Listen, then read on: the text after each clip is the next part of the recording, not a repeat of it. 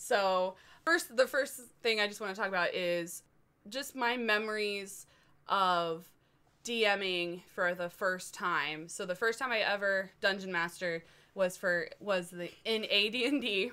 The first time she ever Dungeon Mastered. Yeah. Was for the AD&D. And it was my boyfriend and his friend at the time.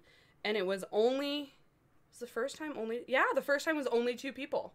It was. And my boyfriend at the time would not admit that he enjoyed it, but I think he played for a solid 1.5 years before he finally quit. He played, maybe a year. I know at least a year. He played Albius until Albius was level, 14 or something. No way. Yeah, I found the sheets. He leveled him. And anyway, but it was the first time ever dungeon mastering. And then I don't know whether this was I know it wasn't the first session. I know this was later, but the memory is from that homebrew that I made the first time, which was Necromancer Island.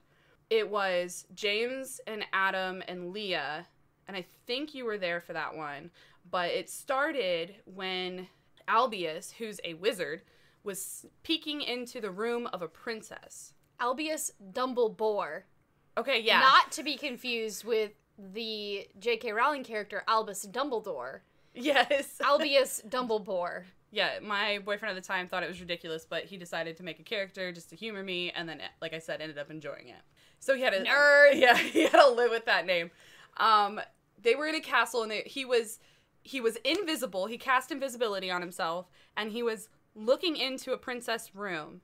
And I remember we had a very, for a while, they were getting used to what's said in character, what's said out of character, and he had a voice for Albius, and it was this really annoying, squeaky voice.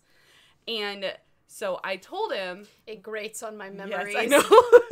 And I told him, while you're looking into the door, because, the door's open, I said, while you're peering around the corner, where's your body position? And he's like, I've got a hand in the doorway, I'm peeking around, right? So I said, okay, well, come next to you is the prince, and he walks into the room and shuts the door.